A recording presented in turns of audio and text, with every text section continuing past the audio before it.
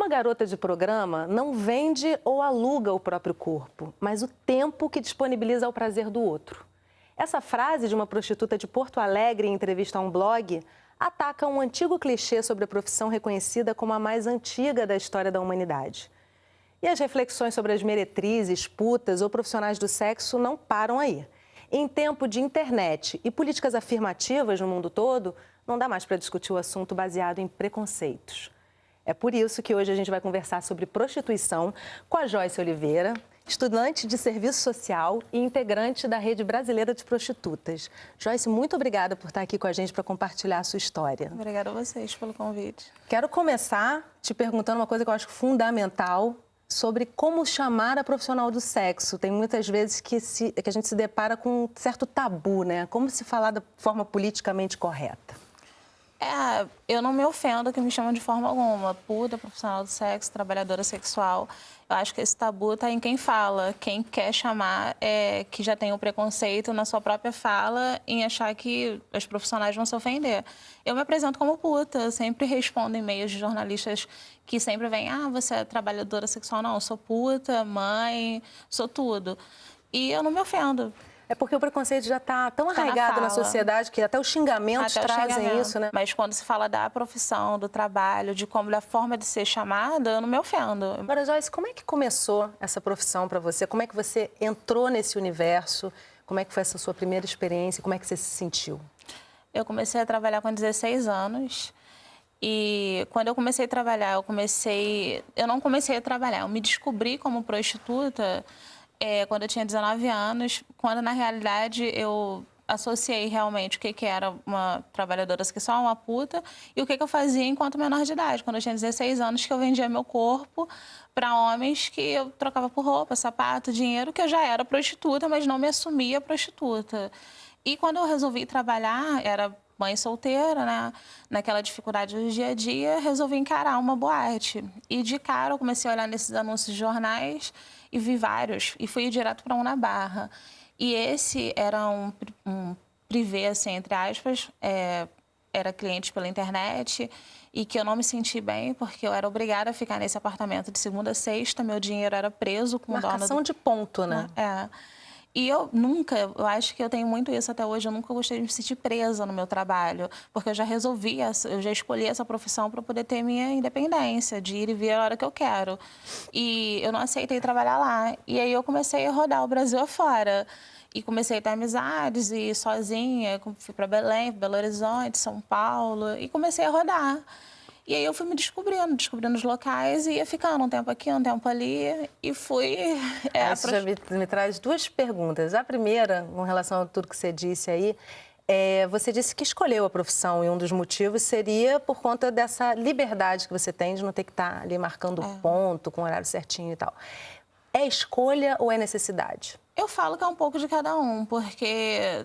Tem a escolha, a gente escolhe, e tem a necessidade, que foi o meu caso, e que primeiro vem a necessidade e depois a escolha, porque eu tenho uma outra profissão, eu dentro da prostituição eu estudei, comecei a fazer faculdade, resolvi ou continuo escolhendo continuar na prostituição, mesmo tendo um curso superior ou não. E daí eu acho que isso vai muito de cada um, de querer sair ou querer continuar. Eu quero continuar. E conforme a gente vai rodando, cada estado, cada município, que a gente vai conhecendo outros tipos de prostituição, a gente vai vendo que tem outros tipos de mulheres que às vezes estão na prostituição há 30, 40 anos, mas não estudaram, mas também querem continuar na prostituição. Às vezes eu vejo mulheres de 20, 21 que estudam e querem sair da prostituição. Então acho que isso, a escolha, a necessidade, vai de cada mulher. Você me falou, a segunda pergunta que eu queria fazer a respeito de tudo que você já disse aqui, você me falou do seu filho, né? Você se tornou mãe nesse meio tempo. Como é que foi a família descobrir? Em que momento isso deixou de ser um segredo? Qual foi a reação? Eu sempre me assumi. Eu nunca... igual eu te falei, eu gosto muito de ser independente. Quando eu resolvi ser prostituta, o que minha família pensou pra mim foi totalmente indiferente. Eu lembro que quando ela estava em outro estado, quando eu cheguei no Rio, eu liguei pra ela e falei, a partir de hoje eu sou prostituta. Ela falou, mas como assim? Só que a minha mãe também era prostituta. E então, uma coisa também que me levou rápido pra prostituição, quando eu passei a primeira necessidade, foi isso, porque eu cresci vendo aquilo. Então, talvez se eu não tivesse visto, eu não sei se eu teria conhecido esse caminho. E o fato dela já ser prostituta, você sente que te liberou de algum preconceito? Ou mesmo assim Não, ela rola trouxe... preconceito. Hoje também tem um peso muito grande isso para mim, porque enquanto minha mãe era prostituta, ela não se assumiu. Eu e meus irmãos, a gente descobriu terceiros e minha mãe passou muita coisa sendo prostituta. Minha mãe foi presa, como acontece até hoje. É muito criminalizada, né? Muito. E, então, isso ainda trouxe um peso muito grande. Eu acho que eu ter entrado para a militância, para o ativismo, foi muito o peso de tudo que aconteceu com a minha mãe e o que aconteceu comigo. Então... Eu vou guardar a sua parte do ativismo para a gente falar no último bloco. Agora, te pergunto duas coisas, porque a prostituição também não é exclusivamente feminina, né? Se um dos seus filhos resolver se prostituir, como é que você vai se sentir? O que você vai dizer para eles? Essa é a pergunta de todo jornalista. Eu vou te responder e te fazer uma pergunta. Eu vou apoiar minha filha se fosse você. Eu ia achar difícil, porque eu acho que realmente esse contexto social coloca a gente, né? A gente está sempre se questionando. Eu acho uma profissão muito corajosa. Você acha que tem que ter coragem para encarar o seu dia a dia ou você... Tem que querer, igual qualquer profissão. A minha profissão é uma profissão como qualquer outra profissão, só que é muito estigmatizada, muito preconceituosa, as pessoas têm muito preconceito, só que é uma profissão como qualquer outra. Eu sou prestadora de serviço, como você é, como ele é, como todo mundo é. Eu colocaria o medo como determinante. No medo caso, em quê? Medo da situação, de situações que podem ser vividas. Você disse que a sua mãe viveu algumas. Só que situações você já viveu? vividas, já, muitas. Só que situações vividas eu posso, tipo assim, vivenciar em qualquer profissão. Como quando eu era vendedora de carro, como manicure, como cabeleireira, como médico, como jornalista. Eu posso correr risco em qualquer profissão. Você já viveu alguma situação muito perigosa? Já. Pode contar pra gente como é que foi? Já. Ano passado, quando eu trabalhava aqui no Rio, no prédio de Niterói, a polícia do Rio fez uma mega operação, dia 23 de maio, com 12 delegacias aqui do estado e levou 400 mulheres detidas para a delegacia e eu estava no meio, uma operação totalmente legal da delegacia de Niterói. E eu comecei a liderar manifestações nesse prédio e a partir daí eu comecei a sofrer graves ameaças. Fui sequestrada 3 vezes, fiquei 3 dias no cativeiro, saí de casa, perdi 4 casas. Me deram 4 facadas. Você está me dizendo que o perigo, na verdade, esse medo vem muito mais do preconceito, né, que existe. Não da minha profissão. E das definições que a sociedade impõe, né? O que se torna perigoso não é eu estar trabalhando, o que se torna perigoso é o Estado, as pessoas da sociedade, as pessoas que estão de fora, com preconceito com a minha profissão, que isso torna um perigo. Com seus clientes, você nunca teve nenhum problema? Rapidamente, só para a gente finalizar esse bloco, como é que você definiria a maior parte dos seus clientes? Qual é o perfil, o que eles procuram? E se eles são ótimos com você ou, na maioria das vezes, não? Tem todos os tipos de cliente. Tem o grosso, tem o amável, tem o carinhoso, tem o que... A maioria dos clientes nos procuram, acho que é mais carinho. São muito carentes, querem conversar, poucos querem sexo. E eu não tenho o que reclamar dos meus clientes. Eu estou ali para atender aquele momento, a necessidade do cliente. Poucos querem fantasia, poucos querem sexo, muitos querem conversa, atenção. E é isso que eu dou, a necessidade do cliente. A faculdade de serviço social vai te ajudar muito na sua profissão, né? Eu sou psicóloga, eu sou professora, eu sou tudo na prostituição. Porque eu tenho que estar ali para poder atender meu cliente e satisfazê-lo do jeito que ele quer. E aí você se satisfaz também naturalmente, né? Você está realizando um dom que você tem. A gente, isso vai muito do local, né, que a gente trabalha. Então, se for um lugar mais barato, a gente vai ter outro tipo de cliente, um lugar mais caro, outro tipo de cliente, e assim vai. E no próximo bloco, nós vamos conhecer a história e a importância da DASPUR, a grife da ONG da Vida, criada para levantar recursos para políticas que diminuam a vulnerabilidade das prostitutas. Mas vai muito além disso. É o que você vai ver no próximo bloco. Intervalo rapidinho, não sai daí.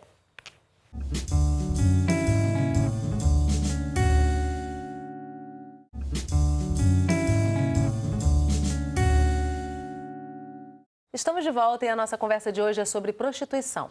Agora você vai conhecer a história e a importância da grife DASPUR.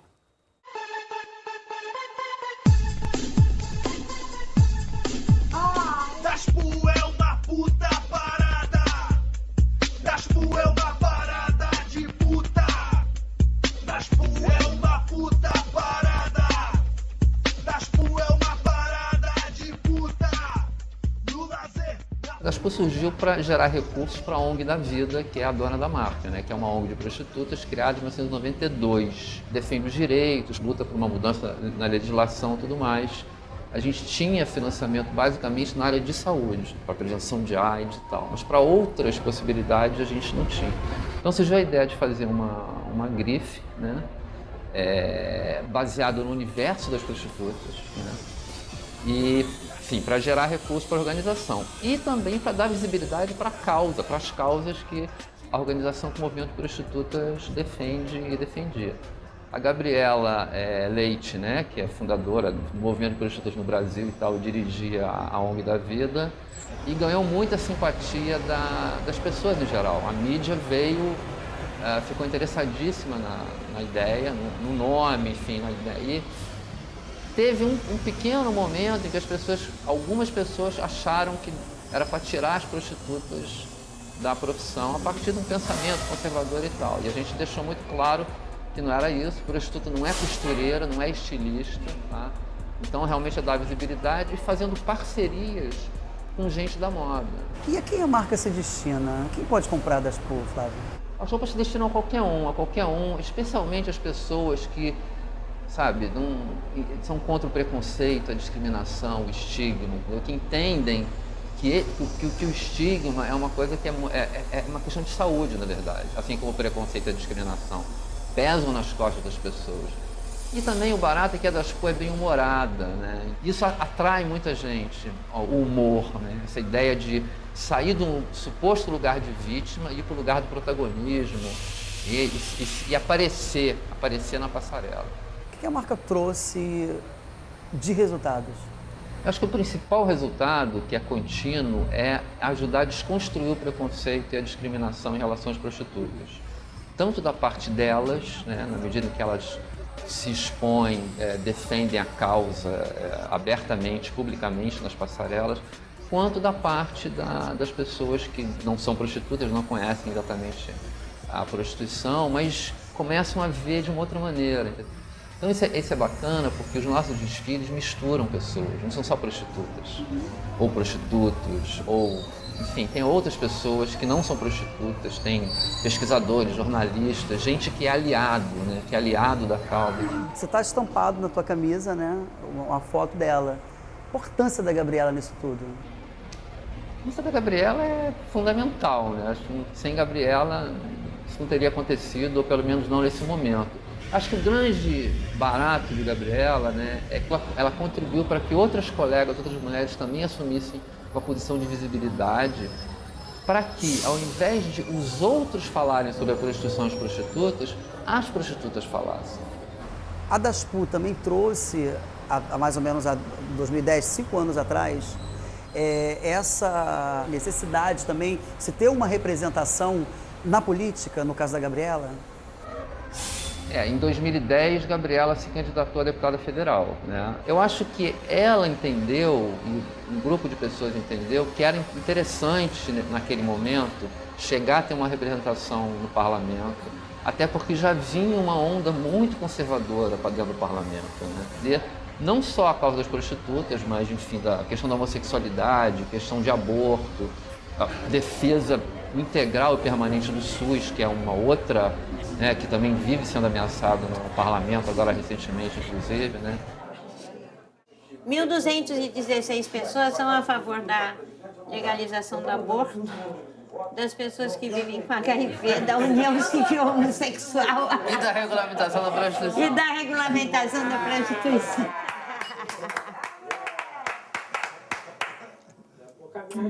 Não é pouca merda. Ela não se elegeu, mas tem um deputado, que é o João Willis, que se elegeu na mesma época que ela e que apresentou o projeto de lei Gabriela Leite, que está em tramitação na Câmara, que previa a descriminalização das casas de prostituição, que é, digamos, praticamente o único aspecto criminalizado na prostituição. É muito ruim para quem trabalha, porque como a casa é criminalizada, então o entorno fica marginalizado, tem propina rolando para a casa ficar aberta. Então, descriminalizar as casas de prostituição é muito importante para que possa haver relações de trabalho de fato e não relações meio marginalizadas, informais. Você vê, por exemplo, o caso da Alemanha e da Holanda, né? A Holanda e Amsterdã tem o famoso Distrito da Luz Vermelha, em que há licenças para funcionar. Na Alemanha também funciona dessa forma. Você faz parte da ONG da Vida também? Eu faço parte da ONG da Vida. Eu trabalhei pela saúde também, né? Na distribuição dos preservativos, aconselhando os jovens, as meninas, na boate. Você vê as pessoas interessadas pelas roupas? Vejo, casa cheia. Veio muito gringo, olhando as roupas. Que sensação que vocês têm de estar numa passarela? A sensação que traz é muitas emoções. Muita emoção e talento, só de ver a plateia, né?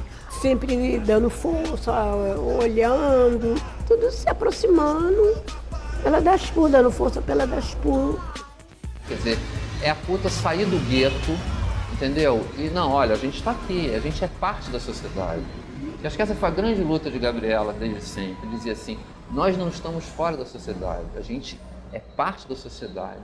A gente tem demanda para o nosso trabalho, a gente é e quer ser parte da sociedade.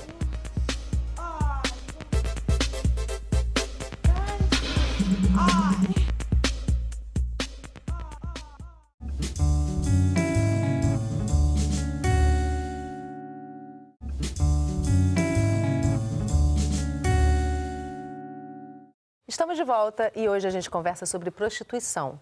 Nesse terceiro bloco do programa, a Joyce Oliveira, que é integrante da Rede Brasileira de Prostituta, continua com a gente e eu convido a antropóloga Ana Paula Silva para se juntar a nós. Bem-vinda, Ana Paula. Obrigada pelo convite. Bom, primeiramente eu queria perguntar para você qual é a importância da DASPU e de que forma, de que maneira ela fortalece o empoderamento dessa causa das prostitutas. A grife DASPU tem sido muito importante na divulgação e na publicização de algo que é totalmente desconhecido no Brasil, que é o fato que a prostituição ela é reconhecida, ela não é um crime no Brasil. Prostituição é reconhecida no Código Brasileiro de Ocupações, é uma ocupação e o que nós temos em termos legais é uma proibição no seu entorno, o comércio. Então, mas a ocupação prostituta, ou seja, uma pessoa que se autoprostitui a partir dos 18 anos é absolutamente legal no Brasil. Agora, não regulamentação das casas de sexo é que realmente... Essa é a parte nebulosa da legislação brasileira, porque ela dá margem a muitas interpretações e principalmente ao poder discricionário da polícia, porque quando você criminaliza o entorno... E qualquer situação fica à mercê da interpretação do policial que está fazendo a diligência e do juiz. Então, você não tem, de fato, garantias que uma prostituta possa trabalhar livremente e que esse trabalho não seja cerceado pelas forças de segurança. E essas casas trazem segurança, Joyce, para a profissional, no caso? Porque me parece que o argumento que se tem contra essas casas é a questão dos cafetões, do aproveitador dessa profissional do sexo. Como é que você vê essa questão? Existe exploração, de fato, em alguns lugares existe. Só que acho que é questão da segurança. Precisamos ter segurança porque, imagina um prédio onde circulam 4.000 homens por dia e só mulheres trabalhando, sempre tem um que vai chegar um pouco mais alterado, de bebida, droga, porque de fato rola. Então, há necessidade de ter segurança como qualquer outra profissão precisa. Só que, aos olhos da lei, isso é um aliciador, né? Rufianismo, cafetão. E quando a Ana Paula falou da questão do juiz, que na maioria das vezes os juízes não dão mandados de busca e apreensão contra prostitutas. Nos lugares de prostituição. Dá um mandato de busca e apreensão de menor, entorpecente. Só que quando a polícia vai cumprir esse mandato, leva as prostitutas detidas. Ano passado, no caso de Niterói, aconteceu de, acho que, 2 ou 3 mulheres irem para Bangu sem ter processo na delegacia. Como que, só porque era prostituta, mas como que uma mulher, por ser prostituta, é detida, levada para a delegacia para um presídio de segurança máxima, sem ter um boletim de ocorrência? Isso aconteceu ano passado. Absurdo, né? É um absurdo, porque o que acontece é que, como essa legislação é nebulosa e como o tempo todo os governantes trabalham em cima dos estigmas, do preconceito da própria população, é muito fácil associar sempre quando se quer, por exemplo, fechar um lugar porque aquele lugar não deu propina, ou não está cumprindo um acordo tácito com alguma força de segurança, com algum policial corrupto, é muito fácil acionar a justiça e dizer, olha, lá tem indícios de exploração sexual e tráfico de drogas. E aí tem o mandato. Porque é sempre associado a drogas e sexo com menores, a prostituição. O que não tem nada a ver, porque prostituição não tem nada a ver com exploração sexual de crianças e não tem nada a ver com tráfico de drogas. Ou seja, são questões muito separadas. É uma bola de neve, porque à medida que você cria esses expedientes, você reforça e legitima cada vez mais o preconceito, o estigma em cima da prostituta. Essa ideia mesmo do cafetão, da cafetina, é um preconceito, é um estigma. Porque, em geral, toda vez que eu dou entrevista, tem gente que fala assim, mas eu não sou contra a prostituição, eu não sou contra a prostituta, mas eu sou contra o cafetão ou a cafetina. E eu pergunto, essas pessoas devem ser presas. Aí eu falo assim, bom, então você já foi a um bordel? Você já foi a algum lugar que tem prostitutas? Não, geralmente essas pessoas nunca vão, não tem conhecimento, não conhecem, de causa, né? Não tem conhecimento. Então você acha, por exemplo, que uma mulher que trabalhou 20 anos como prostituta, juntou uma grana, abriu uma casa, está trabalhando com outras mulheres.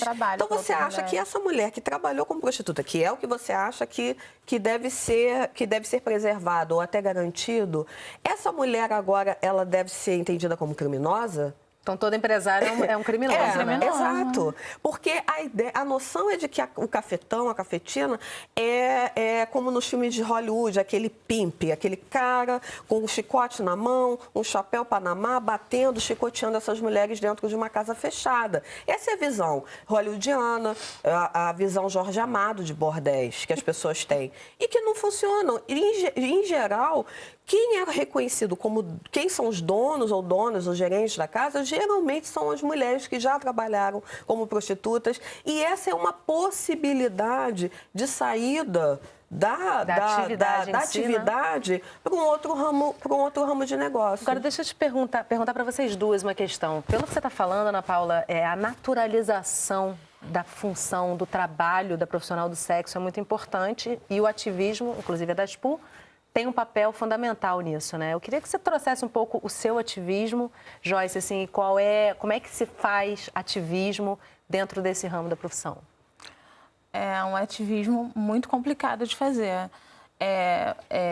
O governo, quando a gente quer começar a lidar com ativismo, no meu caso, eu lido com ativismo muito real e concreto. Eu não sou uma ativista virtual de Facebook. Eu sou uma ativista de querer correr atrás de direitos, não só para mim, como para a rede brasileira de prostitutas. Só que são muitas barreiras. Eu passei, de um ano para cá, foram tantas coisas assim que eu passei a nível de governo estadual e federal que eu fui... São coisas assim horríveis. Eu tento apresentar... Você se expõe ainda mais. Eu me exponho, porque a cada barreira que eu tento ultrapassar, eu estou trazendo riscos para mim, porque quando a gente fica sabendo de uma operação totalmente ilegal da polícia contra prostitutas, nós da vida, pessoas próximas, procuramos dar... suporte a essas profissionais e sempre tem uma voz que tem que representar. E essa voz sempre sou eu e sempre vem contra a minha pessoa. Você fica muito em destaque, eu fico muito em destaque. E fora que isso também atinge muito minha vida psicológica, assim. O meu psicológico ficou totalmente abalado. Você leva para casa, né? Eu levo para casa. É muito difícil de fazer um ativismo. E o ativismo é para ser ouvido, né, gente? Seja qual for. Agora, deixa eu trazer uma coisa para você, Ana Paula. Desculpa. A gente está chegando no finalzinho do programa, é muito rapidinho, realmente. Mas uma coisa que eu acho fundamental trazer, você falou da internet como um meio de ativismo, mas a internet veio modificar muito, talvez, também, eu imagino, a profissão e os meios, né? É mais seguro estar pela internet promovendo esse trabalho ou as ruas ainda são um meio mais seguro? Olha, veja bem, o que acontece é que a internet, assim como em todas as profissões, né, ampliou o mercado de trabalho. No caso da prostituição, é como se não se tem ainda uma garantia de direitos trabalhistas para as prostitutas, a internet, em muitos casos, não estou dizendo em todos, mas em muitos casos acaba sendo uma forma de um trabalho não seguro. Mas essa é que é a ironia da história, porque o Estado argumenta que tirar as mulheres da rua, que fazer blitzes, retirar as mulheres da rua, prender as prostitutas, é em função da proteção dessas pessoas e da sua profissão. Ou seja, tirar das mãos dos cafetões e das cafetinas e dos vícios que existem na rua. Mas, no entanto, está empurrando cada vez mais a profissão para um espaço em que ninguém tem controle. Ou seja, o Estado não quer acabar com a prostituição. O Estado não quer a prostituição visível. Ela não quer a prostituição aos olhos da chamada família tradicional brasileira. É mais fácil assim, né? Mas não está nem um pouco interessado, não está nem um pouco preocupado, de fato, com a segurança desses profissionais.